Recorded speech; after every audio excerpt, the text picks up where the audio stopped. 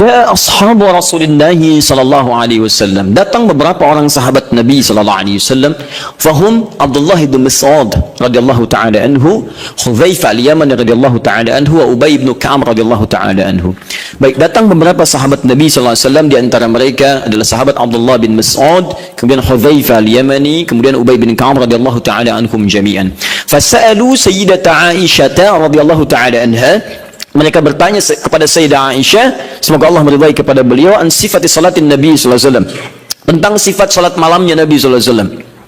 Faqalat, maka beliau menyampaikan, riwayatnya cukup panjang ya. Makana yazidu fi Ramadan wala fi ghairihi ala 11 rakaat. Ya, sepanjang tinggal di rumah saya, sepanjang bersama saya, perhatikan cara menerjemahkannya. Sepanjang bersama saya perhatikan baik di Ramadan atau di luar Ramadan, beliau tidak pernah lebih dari 11 rakaat. Ya, jadi 11 rakaat di Ramadan, di luar Ramadan 11 rakaat. Tapi tolong catat baik-baik ya, cara menerjemahkannya sepanjang bersama saya. Sedangkan Nabi, istrinya tidak hanya Sayyidah Aisyah. Tadi saya katakan ada Sayyidah Maimunah, ada Sayyidah Zainab dan sebagainya. Dan di tempat lain Nabi pernah 13 rakaat. Seperti saya sampaikan di tempatnya Sayyidah Maimunah, Nabi 13 rakaat.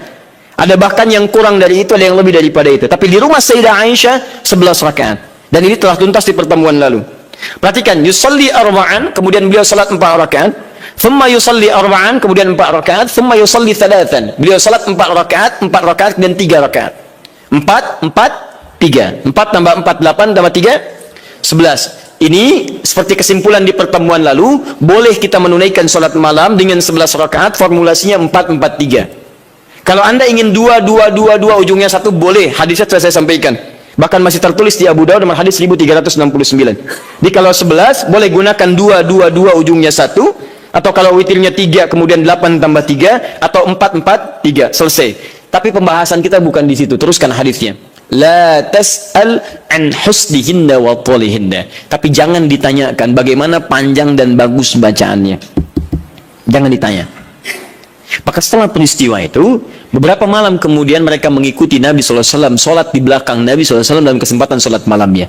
Dimulai dari Hudzaifah, dimulai dari kemudian Abdullah bin Mas'ud dan yang lainnya. Yang paling menarik, bahkan tersebut nanti di Al-Bukhari, bahkan di hadis Muslim, teman-teman sekalian, indah. Kata Hudzaifah, termasuk Abdullah bin Mas'ud, tidak ada sholat seindah sholat di belakang Nabi SAW. Tidak ada sholat seindah sholat di belakang Nabi SAW. Ini yang mereka kisahkan sholat malam. Kata Abdullah bin Mas'ud, Rasulullah SAW kemudian membaca 100 ayat Al-Baqarah pertama. Saya duga akan selesai, ternyata beliau lanjutkan. Yang paling menarik, lihat. Ketika beliau membaca ayat tasbih, maka beliau berhenti bertasbih terlebih dahulu. Ketika membaca ayat doa, maka beliau berhenti berdoa terlebih dahulu. Ketika kemudian sampai pada ayat-ayat perlindungan itu tentang berlindung dari neraka, dari azab dan sebagainya, maka beliau berhenti untuk berlindung kepada Allah dari semua keburukan itu dulu. Anda bisa bayangkan, nanti ketika masuk ke bacaan saya terangkan tentang makna ini.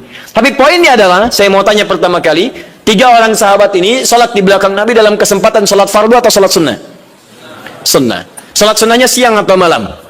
Malam. Malamnya tahajud atau bukan? Artinya boleh kemudian dalil ini bahkan tersebut di kitab yang sangat sahih, hadisnya sahih, menunjukkan kebolehan menunaikan sholat tahajud secara berjamaah. Paham? Baik. Tapi bagaimana pemahaman ulama dalam menafsirkan kebolehan ini? Karena jangan tafsirkan oleh kita sendiri, rujuk para ulama. Ibnu Majah nomor hadis 233. Innal ulama warathatul anbiya. Sungguh para ulama itu pewaris para nabi. Wa innal anbiya la yurithuna dirhaman wala dinaran walakinnahum yurithuna al-ilma. Sedangkan para nabi tidak pernah mewariskan dinar dan dirham, mereka mewariskan pengetahuan. Artinya, kalau ada ilmu yang pernah disampaikan oleh nabi, maka kita harus merujuk pada pemahaman ulama. Bagaimana mereka menafsirkannya? Paham ya? Awas, dan ulama itu luar biasa. Mereka belajar puluhan tahun. Imam Al-Bukhari itu menulis Sahih Al-Bukhari 16 tahun. Sebagian di Mekah disempurnakan di Madinah. Lalu Anda menyimpulkan dalam 16 jam, mustahil, dia. Nah, ini dalil-dalil tadi menunjukkan kebolehan sholat berjamaah. Lantas bagaimana memahami tentang kisah-kisah tadi dalam kebolehan yang dimaksudkan? Maka ulama terbagi pada 2 pendapat utama dari sini. Dan ini yang boleh kemudian kita amalkan dalam kehidupan. 1, pendapat pertama menyampaikan hadis yang menunjukkan dibenarkannya salat tahajud berjamaah dan memberikan hukum bolehnya berjamaah menunaikan tahajud, kata ulama yang pertama, menunjuk pada kondisi yang khusus. Jadi bukan kondisi biasa. Artinya jika kondisi ini ada, maka yang terbaik Anda tunaikan berjamaah. Tapi kalau kondisi dimaksud tidak ditemukan, maka sendirian itu lebih utama. Apa kondisinya? Satu, memberikan tuntunan atau pelajaran bagi orang yang belum terbiasa menunaikan tahajud. Belum biasa dia, ya, belum ada kebiasaan pada dirinya. Ini menunjuk pada hadisnya Ibnu Abbas radhiyallahu taala anhuma. Kan ini baru pertama kali berkunjung kan ke rumah bibinya Sayyidah Maimunah, kemudian tiba-tiba sholat di belakang Nabi, oleh Nabi ditarik, diajarkan bagaimana caranya menunaikan sholat malam, kekhusyuannya dan sebagainya. Jadi kalau Anda misalnya dalam kondisi ingin membimbing orang-orang tertentu, misal di rumah suami ingin membimbing dengan istri atau membiasakan dengan anak-anak yang belum terbiasa sholat malam, ya, tiba-tiba anak Anda beranjak misalnya jadi semakin dewasa, sudah baligh, Anda ingin bangunkan malam hari, jangan biarkan dia sendiri. Khawatirnya karena belum terbiasa, belum mengerti cara menunaikan sholat malamnya. Paham ya? Tiba-tiba Allahu Akbar, rakaatnya kencang, alhamdulillah sedang tahajud. Lama nggak keluar bunyinya, lama-lama ketahuan tidur di sejadah itu kan? Nah, karena belum terbiasa. Ya, Allahu Akbar, baca surat, sudah baca surat, ruku Allahu Akbar, begitu sami Allahu liman hamidah, kedengaran dari samping, gol, ya, berubah suasana hidupnya. Salatnya ditinggalkan, kemudian langsung update status, itu kan repot juga. Ya, kekinian karena belum terbiasa menunaikan dia. Maka seperti Nabi membimbing Ibnu Abbas radhiyallahu taala anhuma, Anda boleh hidupkan saat di rumah, anak Anda bangunkan. Yuk bangun yuk. Malam kita tahajud. Kenapa Pak mesti tahajud? Kan kita udah banyak sholat. Misalnya, sayang, Allah menjamin kalau kita tahajud, kita sekeluarga masuk surga. Allah sudah menjamin surga kita di dunia, tapi Allah belum menjamin surga kita di akhirat. Papa takut kalau di dunia kita bersama, di akhirat kita berpisah. Alhamdulillah, tidak ada yang bisa menyatukan kita kecuali amal soleh kita. Yuk bangun, tolong papa mama supaya memudahkan hizab saat di akhirat. Bangun. Kenapa Pak mesti bangun? Kan capek. Sayang, justru ketika kamu sholat sekarang, hidup kita besok akan dimudahkan oleh Allah. Allah sudah berjanji, kalau kita bangun malam ini, maka pekerjaan kamu besok akan mudah, sekolah kamu akan mudah, pelajaran kamu akan mudah, dan seterusnya. Maka teman-teman cari aura-aura positif untuk menghidupkan itu. Bangun malam itu indah. Itu indah. Guru di sekolah punya program misalnya, ya, ada mabit, ada macam-macam, malamnya dibangunkan, boleh, silakan cari imam bagus, kemudian hadirkan suasana malam, sholat itu boleh, sah, nggak ada masalah. Baik, dua, dalam rangka melatih atau menghadirkan kekhusyuan, dalam rangka melatih atau menghadirkan kekhusyuan, juga menyempurnakan hafalan Al-Quran. Melatih, menghadirkan kekhusyuan, juga menyempurnakan hafalan Al-Quran. Ini kebolehan ini diikat pada suasana yang kedua ini. Contohnya tadi peristiwa beberapa sahabat tadi. Ya, mereka biasa salat malam. Cuman ingin bertanya bagaimana salat malamnya Nabi. Ingin merasakan kekhusyuan tersendiri. Dimaksudnya pengalaman itu nanti bisa dibagi dengan sahabat lain ketika mengimami. Visi sahabat begitu Pak, Bu. Di sahabat-sahabat ini kadang ngejar Nabi supaya bisa diamalkan lagi dalam kesempatan lain. Misal Mu'adz bin Jabal itu ngejar Nabi bagaimana sifat salat fardunya. Begitu mendapati kebiasaan Nabi, oh Masya Allah, begitu Mu'adz salat di belakang Nabi, Allahu Akbar, salat isya'nya teman-teman sekalian itu sampai Al-Baqarah 100 ayat, baru kemudian selesai salam. Begitu mendapatkan pengalaman itu, Mu'adz kemudian pergi ke tempat beliau jadi imam. Saat jadi imam, beliau imami persis sama dengan cara mengimami Nabi. Isya'nya Al-Baqarah, rakaat pertama 100 ayat, rakaat kedua 100 ayat yang lainnya. Jadi selesai kemudian salat Isya 200 ayat paling minimal. Kadang-kadang selesai ke Al-Baqarah. Begitu lihat makmum ke belakang, mulai berkurang. Kata Mu'adz, munafik nih orang-orang, nggak mau salat dengan saya. Karena tanda orang munafik salah satunya adalah malas menunaikan salat Isya dan salat subuh. Keberatan para sahabat yang disebut munafik oleh Mu'adz. Kami tidak munafik, diadukan pada Nabi. Begitu diadukan, Mu'adz dipanggil. Mu'adz, kenapa? Ya Rasulullah, saya imami mereka salat malam, salat Isya, mereka tiba-tiba menghilang. Ada yang lemas, ada yang tidak ikut. Mereka munafik. Bukan kata Anda munafik orang-orang malas salat Isya? Lalu ditanya oleh Nabi, kenapa kalian tidak ikut sholat dengan Mu'adz? Ya Rasulullah, bukan kami nggak ikut, cuman kepanjangan. Kami udah kerja begini capek, diimamin begini, kami juga capek kan ya. Nah itu zaman Nabi sudah ada. Sudah ada sebagian seperti itu. Maka kata Rasulullah, kenapa Mu'adz kamu terlampau panjang? Kata Mu'adz, ya Rasulullah, saya akan ikut Anda. Anda ingin saya begini, saya praktekkan. Tapi Nabi perhatikan, lebih pintar, karena Allah berikan bimbingan. Ya Mu'adz, perhatikan baik-baik. Saya baca panjang, karena makmum saya itu kamu. Tapi kamu baca panjang, makmum kamu mereka. Tidak sama. Kalimat itu yang di-copy paste oleh sahabat Ali bin Abi Thalib ketika kemudian disoal oleh masyarakatnya pada saat itu. Kata rakyatnya, Ali, kenapa pemerintahan kamu banyak masalah? Pemerintahan pada masa Utsman tidak begini. Umar lebih bagus daripada ini. Abu Bakar lebih bagus lagi. Pemerintahan kamu banyak masalah. Kata Ali, waktu Abu Bakar, Umar, Utsman, rakyatnya saya. Tapi waktu saya, rakyatnya kalian. Itu masalahnya. Paham ya? Baik. Nah, yang tiga sahabat tadi, Abdullah bin Mas'ud radhiyallahu ta'ala anhu, kemudian Ubay bin Ka'ab, dan Hudzaifah al-Yamani, itu mencoba merasakan kehusyuan salat di belakang Nabi, supaya aura khusyuk itu bisa dipraktekkan sekalipun sedang salat sendirian. Berapa lama sih salat Nabi itu? Berapa panjang? Penasaran kok disebutkan panjang aja, jangan tanya panjangnya, saya pengen ikut. Berapa lama sih?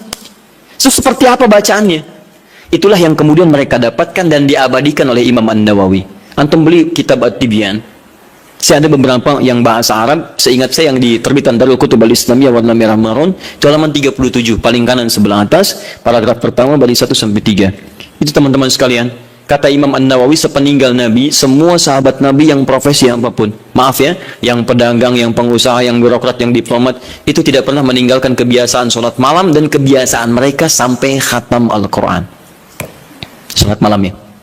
Uthman bin Affan, Tamim Ad-Dari, Abdurrahman bin Auf dan sebagainya. Mereka orang-orang kaya, orang sukses, kaya. Abdurrahman bin Auf kapaknya terbuat dari emas, hartanya banyak, tapi tidak menghentikan kerinduannya untuk menunaikan tahajud. Antum sekaya apa dibandingkan beliau? Beberapa kali dikalahkan oleh rasa kantuk dan yang lainnya. Orang kaya sekarang belum tentu ada yang kapaknya terbuat dari emas. Tanyakan Bill Gates, orang paling kaya sekarang, istrinya Melinda Gates. Tanyakan, punya kapak nggak? Belum tentu punya. Minyak angin aja nggak punya, cap kapak ya. Bisa jadi. Jadi itu ya. Nah, jadi kalau Anda ingin merasakan misalnya kehusyuan, kenikmatan sholat, Anda boleh malam datang, misalnya ada imam yang bagus, bacaannya indah, sehingga beberapa bagian tertentu terces lagi, ya enak, dapat imam bagus. Seperti saat Ramadan Anda mencari imam yang bagus, itu boleh. Ada kebiasaan-kebiasaan di teman-teman, terutama Masya Allah, anak-anak pesantren Hidayatullah itu. Demi Allah saya katakan, itu diantara kebiasaan mereka pada umumnya tidak pernah meninggalkan tahajud malam, terkhusus malam Jumat. Anak-anak itu tuh yang luar biasa. Jarang diekspos ya, tapi saya sampaikan supaya kita ikuti kebiasaan itu. Antum boleh misalnya satu malam cari waktu, terus imam yang bagus, sholat tiba, supaya mendapatkan kehusuan tersendiri, itu sah dilakukan. Seperti para sahabat pernah melakukan. Dalilnya ini, hadis sahih, dibenarkan oleh para ulama, dan sah hukumnya. Ini kata para ulama yang pertama, dibolehkan sholat tahajud berjamaah dalam konteks ini saja. Ini yang tekstual. Di luar ini, kerjakan masing-masing. Jelas sampai sini? Baik. Yang kedua, berpendapat para ulama, hadis ini menunjukkan kebolehan mutlak berjamaah. Gak perlu diikat oleh kondisi. Artinya kalau mau jamaah, jamaah aja. Kalau enggak, bolehnya mutlak. Kenapa? Karena Nabi pun tidak memberikan petunjuk syarat khusus. Nabi tidak pernah mengatakan, boleh tahajud kalian kalau ada keperluan aja, atau kalau ingin menghadirkan kehusyuan. Kalau tidak, ya sudah, nggak usah. Maka ulama yang kedua mengatakan, sepanjang tidak dikhususkan, maka jangan jadikan yang umum itu kemudian ditakhsis jadi hukum umum, jadi hukum khusus. Di yang kedua mengatakan, dari sini tahajud boleh mutlak berjamaah. Artinya kalau ingin jamaah, jamaah. Kalau tidak, nggak apa-apa. Paham di sini? Jadi kalau yang pertama mengikat dengan dua kondisi tadi, kalau tidak ada itu nggak usah berjamaah. Kemudian yang kedua mengatakan ingin sendirian boleh, ingin berjamaah boleh, dan bolehnya boleh mutlak. Artinya kalau ingin silahkan, tidak silahkan. Suami istri bangun malam, pengen tahajud berjamaah boleh, silahkan. Pengen masing-masing, nggak ada masalah. Jelas sampai sini? Tidak harus menunggu dua kondisi ini. Kalau ingin bangun bersama-sama, bangun sholat berjamaah, sah hukumnya. Paham? Dan dua hal ini tidak ada pertentangan, masing-masing menghormati satu dengan yang lainnya, hanya menunjukkan beberapa perbedaan saja dari sudut pandang pemahaman kepada dalil. Tapi dua-duanya sepakat bahwa tahajud boleh ditunaikan secara berjamaah. Paham? Baik. Kalau sendirian boleh? Tidak ada perbedaan pendapat di situ. Jadi jangan Anda katakan, bolehkah sholat tahajud sendirian? Terdapat perbedaan pendapat ulama di situ. Anda yang beda di situ. Paham ya? Baik, satu, selesai masalah kita. Ustadz cenderung yang mana? Dua-duanya hampir sama. Apa yang mau didebatkan? Dua-duanya hampir sama. Toh mustahil orang-orang berjamaah kalau nggak ada dua keperluan itu.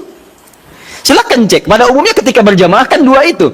Kalau imma tidak memberikan contoh cara tahajud yang benar, yang kedua ingin mendapatkan kekhusyuan dalam sholat. Hampir tidak ada yang lainnya. Silahkan cek, hampir tidak ada yang lain. Karena itu saya kira ini sedikit bersamaan, hanya beda dalam ungkapan saja. Baik ya? Baik. At-tasmiyah la yughayyirul musamma. Beda nama kadang-kadang tidak menunjukkan perbedaan dari objek yang dibicarakan. Apa bedanya gedang dengan pisang? Sama, beda. Kalau bahasa Indonesia gedang itu, bahasa Sunda pepaya, dengan pisang itu cau. Baik ya. Nah, tapi kalau di Jawa disebut gedang itu pisang. Bendanya sama, menunjuk pada benda yang sama, hanya ungkapan yang berbeda. Baik, masalah kedua. Ini terakhir. Apa bacaan yang biasa dibaca oleh Nabi dalam tahajudnya? Terutama surat apa yang beliau biasakan baca? Baik, saya mau mulai dulu. Kalau Al-Fatihah tidak akan saya bahas. Untuk iftitah, pembuka ringan, ada 12 doa iftitah. Iftitah atau istiftah? Iftitah. Baik, satu iftitah, dua istiftah. Satu atau dua yang benar? Yang satu angkat tangan. Yang dua? Anda maunya apa sebetulnya? Satu tidak, dua tidak. Baiklah. Kenapa? Alhamdulillah, hari ini spesial. Baik. Kalau tidak tahu katakan Allahu a'lam. Baik. Dua-duanya benar tulisannya. Betul, satu iftitah, dua istiftah. Benar tulisannya. Apa perbedaan keduanya? Satu iftitah itu lebih sedikit hurufnya dan lebih pendek bacaannya dibanding istiftah. Tidak percaya baca. Iftitah satu, dua istiftah. Lebih banyak mana hurufnya, satu atau dua? Dua. Panjang mana? Sekarang kita pakai menggunakan ilmu bahasanya, ilmu lughah. Kaidah berkata, ziyadatul mabna tadullu ala ziyadatil ma'na. Ketika hurufnya bertambah, maka menunjukkan maknanya pun lebih luas. Jadi kalau ada huruf lebih panjang, maka maknanya lebih panjang dibandingkan dengan yang hurufnya sedikit. Artinya kalau iftitah itu pembuka yang ringan, singkat, padat. Kalau istiftah, pembuka yang agak panjang. Kalimatnya lebih panjang dari yang pertama. Nah, Bapak Ibu sekalian, doa pembuka dalam sholat sebelum Al-Fatihah itu ada 12 jenis, 12 ragam. Ada yang pendek, ada yang panjang. Ada yang pendek. Ada a'udzubillahi samil alim minasyaitonir rajim min hamazihi wa nafthihi wa nafthihi. Sudah selesai. Allahu akbar kabira walhamdulillahi katsira subhanallahi bukratan wa asila. Selesai. Jadi kalau pendek ada Allahu akbar kabira alhamdulillahi katsira subhanallahi bukratan wa asila. Ada. Yang panjang ada. Allahumma ba'id baini wa baina khataayaya kama ba'adta bainal masyriqi wal maghrib. Allahumma naqqi minal khataaya dan seterusnya.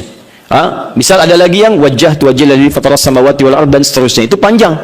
Ya, Allahumma ya rabb Jibril wa Mikail, itu panjang. Jadi kalau panjang disebutnya istiftah. Kalau pendek disebut iftitah. Itu penting dipahami dulu nanti, karena dalam kitab-kitab fiqih kadang disebut iftitah, kadang disebut istiftah. Kita mesti paham.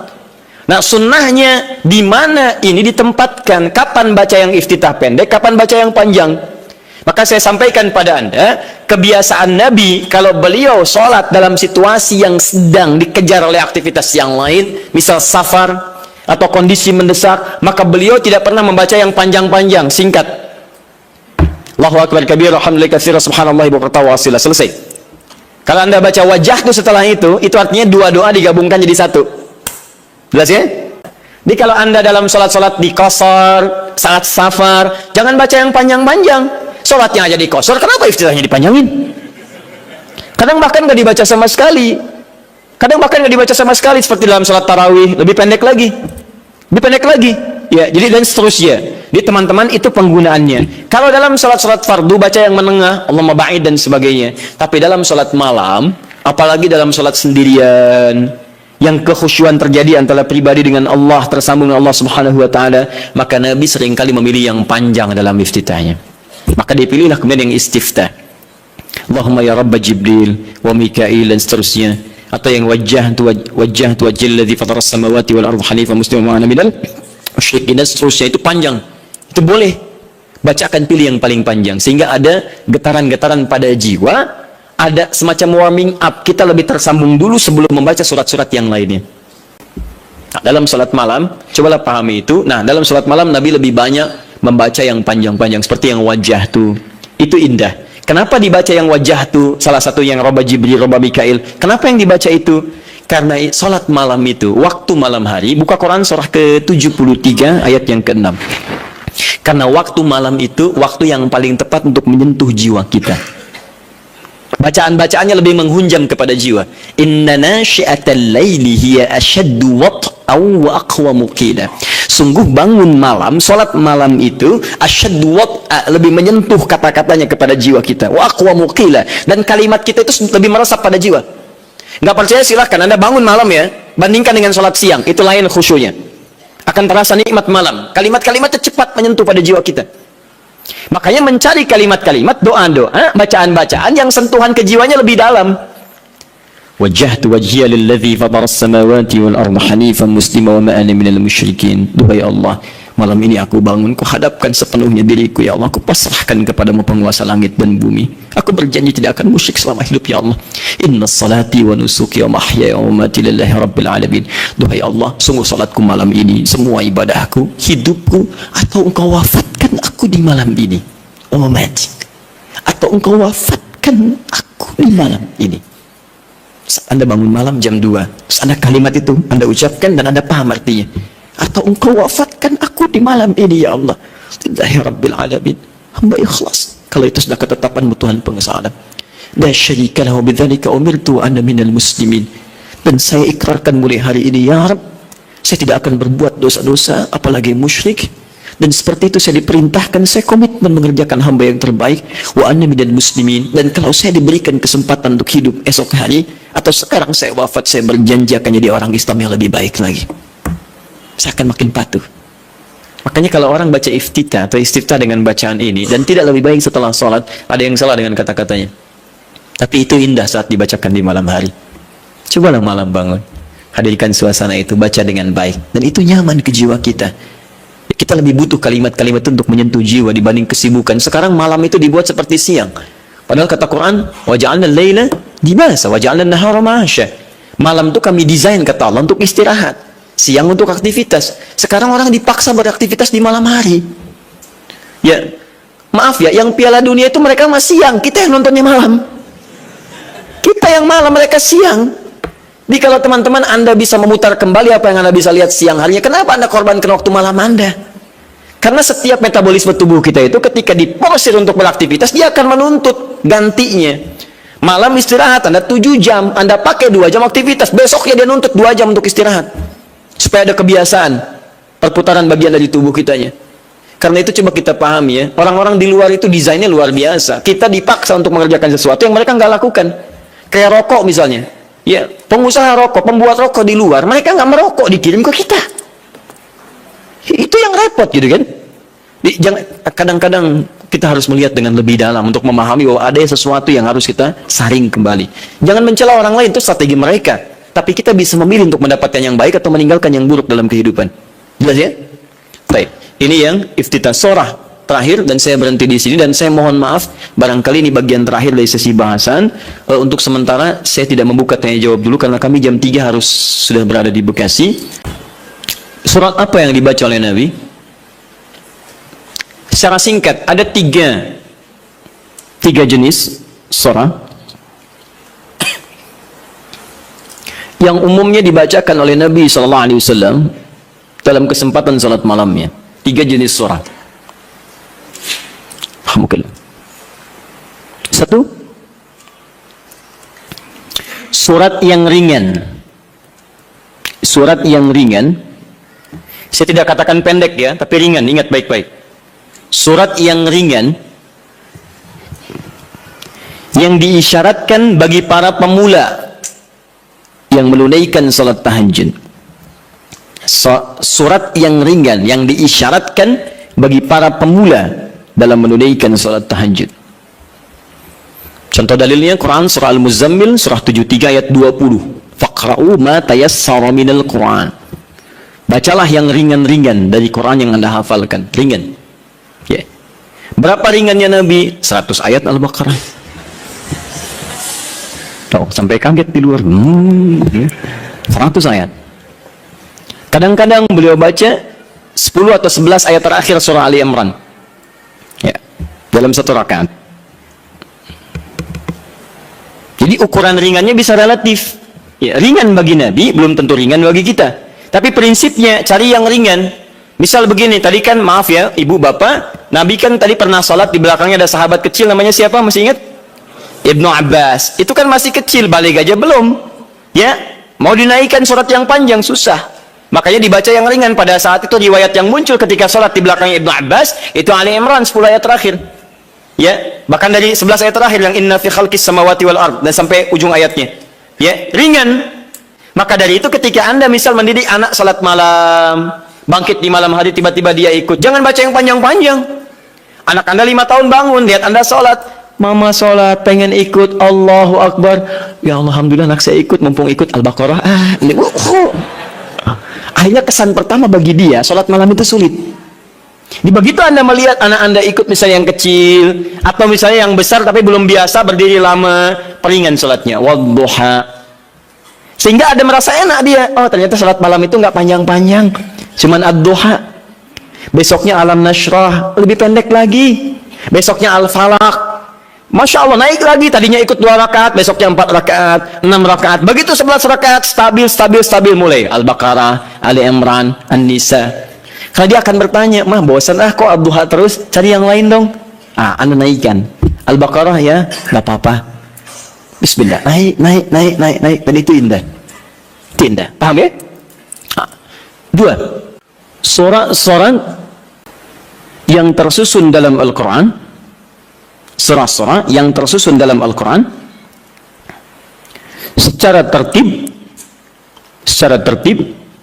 dengan tujuan mengulang yang dihafal atau memperbanyak yang dibaca.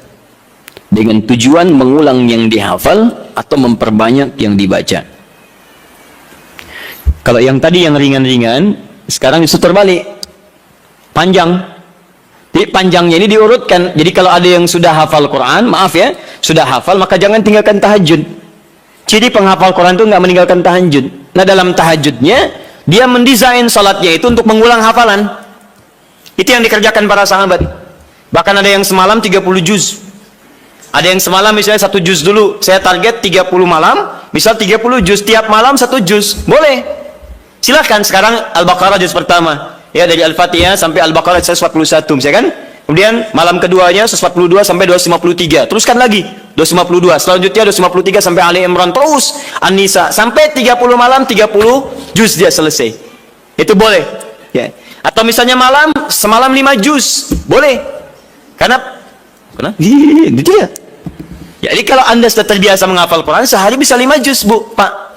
Ya, mengulangnya itu, usahakan ulang. Jadi subuh 1 juz, zuhur 1 juz, asar 1 juz, maghrib 1 juz, isya 1 juz.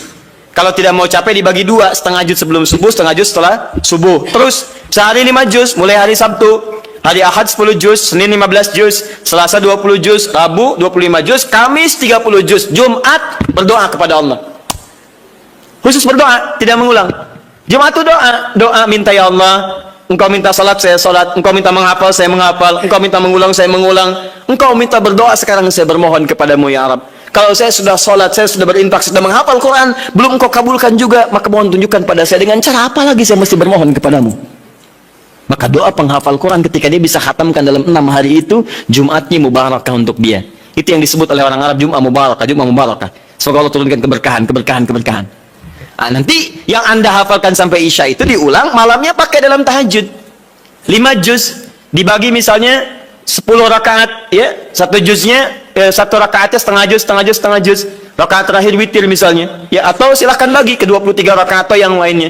Intinya adalah silahkan ulang-ulang hafalan atau sengaja untuk memperbanyak bacaan di malam hari. Anda hafal Al-Baqarah, pengen dipakai tahajud, boleh. Ya, Al-Baqarah ada 86 ayat, bagi 11 misalnya rakaat, silahkan, sah untuk memperbanyak dan mengulang bacaan. Paham? 3. Ini jenis yang terakhir, dan ini yang sangat jarang dilakukan. Padahal Nabi itu banyak disebutkan dalam riwayat sering mencontohkan ini. Memilih surah-surah yang sesuai dengan keperluan Anda, kebutuhan Anda. Memilih surah-surah yang sesuai dengan kebutuhan Anda, keperluan Anda. Tadi saya katakan di awal, semua surah Al-Quran itu adalah didesain sebagai pedoman hidup kita. Jadi semua masalah kita solusinya ada di situ. Saya pernah bacakan di awal jumpa kita banyak ayat di Quran tentang hidup kita. Nah, kenapa Anda saat malam tidak bermohon kepada Allah lewat sholat Anda? Maaf teman-teman, Bapak Ibu sekalian, dengan membaca surah yang terkait dengan kebutuhan Anda. Misal, Anda yang sedang mencari nafkah, kenapa tidak baca ayat-ayat tentang nafkah di Quran? Minta dimudahkan, kan ada. Di Al-Baqarah 168, Al-Baqarah 172, Al-A'raf ayat ke-96 misalnya. Tentang rezeki di Quran 151 ayat ke-22 misalnya. Ada semua. Anda yang sedang kesulitan misalnya di rumah dan sebagainya, kenapa nggak baca ayat-ayat tentang kemudahan? Ya, mudah urusan rumah. Misalnya Quran surah keempat ayat 34, 35 itu kan, kalau ada persoalan minta kepada Allah solusinya. Kemudian ada di Quran surah ke-65 ayat 2-3 tentang masalah-masalah yang umum. Anda yang di birokrasi sekarang banyak orang, saya tuh bingung ya, kalau masa-masa pemilihan tuh banyak mengerjakan hal yang tidak perlu. Padahal kata Quran itu di Quran surah 3 ayat 27 kan jelas. Dari 26 sebetulnya sampai 27-nya. Jelas. Qulillahumma malikal mulki tu'til mulka man tasha' wa tanzi'ul mulka mimman tasha'. Katakan kekuasaan itu hanya milik Allah. Allah berikan pada siapa yang kehendaki. Jadi kalau ada orang baik diberikan supaya kebaikannya menyebar pada rakyatnya. Kalau ada orang jelek kemudian dia bisa naik, untuk ditunjukkan ada yang salah di tempat itu harus diperbaiki supaya dia bisa diganti dengan yang lebih baik. Itu maksudnya. Tapi kekuasaan itu Allah yang tetapkan. Makanya orang-orang yang pandai itu dia akan mendekati Allah. Dia akan memohon supaya diberikan petunjuk. Kalau diberikan, dia lakukan hal-hal yang baik. Maka mendekat dia, baca ayat-ayat itu. Sebetulnya kepala-kepala yang calon pilkada, calon pemimpin dan sebagainya, calon kepala daerah dari mulai yang ringan sampai yang besar, kalau dia paham tentang ayat itu, dia bangun malam, dia minta petunjuk kepada Allah. Itu titipan. Karena kalau cuma jadi pemimpin, Firaun pun pemimpin. Tapi kepemimpinan Firaun diabadikan bahkan dalam Al-Quran sebagai contoh, karena itu belum tentu mengantarkan dia ke surga. Hati-hati. Ada orang diberikan kedudukan, dengan itu dia bisa ke surga. Ada orang diberikan harta, dengan itu dia bisa ke surga. Ada orang diberikan pengetahuan, bekal itu untuk ke surga. Ada orang yang hanya diberikan tenaga, karena itu yang membuat dia ke surga. Bilal mendapatkan tenaga, dengan itu dia pakai adzan. Ali mendapatkan pengetahuan, dengan itu dia pakai berdakwah. Baik, sebagian sahabat mendapat kedudukan, di antara mereka ada Umar bin Khattab. Dia dipakai untuk mengantarkan ke surganya. Yang harta benda seperti Abdurrahman bin Auf. Tapi jangan lupa, ada Firaun yang pernah mendapatkan kedudukan, diberi contoh, tapi tidak bisa mengantarkan ke surganya. Ada Qarun yang ketika dia punya harta hanya dipakai foya-foya. Jadi kalau orang sekarang hanya ingin ikutan foya-foya, dia ketinggalan, telat dia. Keduluan Qarun. Katakan pada orang kaya, ya ibu-ibu sosialita misalnya, yang cuman gosip datang macam-macam. Kalau cuman begitu, katakan terlambat. Sejak zaman Nabi Yusuf sudah ada sosialita yang cuman gosip. Kumpul-kumpul, katanya di sini ada orang ganteng ya, sampai kejebak kan situ. Oh, tuh, emang dia nggak tahan. Yusuf keluar, begitu keluar, wah, mahadza basyarin hadza illa malakun karim. Ini sih bukan manusia, ini malaikat yang sedang menyamar. Ganteng-ganteng Nabi. Oh, orang sekarang ganteng-ganteng serigala. Digosipin lagi. Tuh, udah ada kasusnya banyak. Jadi untuk apa kalau cuma kumpul-kumpul nggak ada kerjaan, harta dibanggakan? Cari ayatnya. Begitu Anda dihadapkan pada suasana itu, baca. Malamnya bangun, sujudnya lamakan, suratnya pilih yang sesuai. Teman-teman yang mau menikah, ya, yang belum ada jodoh misalnya, kan cari ayat-ayat supaya Allah bimbingkan. Ya, calon-calon yang bagus. Kalau laki-laki pasti perempuan calonnya. Cari ayat perempuan-perempuan yang baik, atau sebaliknya. Ada Quran 51 ayat 49, gitu kan? Ada Quran surah 49 ayat ke-13, gitu kan? Ada kalau mendekat ke pernikahan, Quran surah 30 ayat 21. Anda ingin samara, tapi ayatnya nggak pernah dikaji. Ya, walaupun istri Anda calon namanya Samara, tapi kalau nggak pernah dibaca ayatnya, mustahil baca. Quran surah 30 ayat 21 baca. Yang belum nikah, ya. Orang bilang jomblo, nggak apa-apa. Anda jomblo fisabilillah, ya. Berusaha untuk mendapat yang terbaik. Jomblo dibagi 3, jomblo fisabilillah, jomblo syariah, dan jomblo sengketa. Ya. Nanti kita bahas lain waktu lah bagi yang belum menikah. Baik, jomblo sengketa itu pilihannya banyak, tapi belum bisa menentukan, ya, sehingga jadi persoalan. Kenapa jadi ke situ? Jadi itu intinya ya, itu intinya. Cari, kalau belum bisa, cari indeks-indeks ayat-ayat Quran, di indeks-indeksnya apa, pelajari itu, dan contohnya banyak di hadis-hadis Nabi Sallallahu Alaihi Wasallam atau amalan-amalan para sahabat. Bahkan Nabi Zakaria ketika salat di mihrabnya Maryam itu, apa yang beliau baca dalam salatnya? Beliau memohon supaya diberikan karunia keturunan. Keturunan. Qala rabbi habli min ladunka dzurriyyatan thayyibah innaka sami'ud du'a. Quran surah 3 ayat 38 sampai 39. Apa yang terjadi? Begitu dibacakan itu, turun jawaban dari malaikat. Kamu akan punya keturunan. Dijawab langsung. Ya Anda ini bagaimana keperluannya pengen proyeknya lancar, yang dibaca minal jinnati wan nas. Qul a'udzu birabbin nas, qul a'udzu birabbin nas. Ya, susah dikabulkan proyek, banyak gangguan, jin lagi yang datang, kan? Sudah ya? Cukup dulu ya.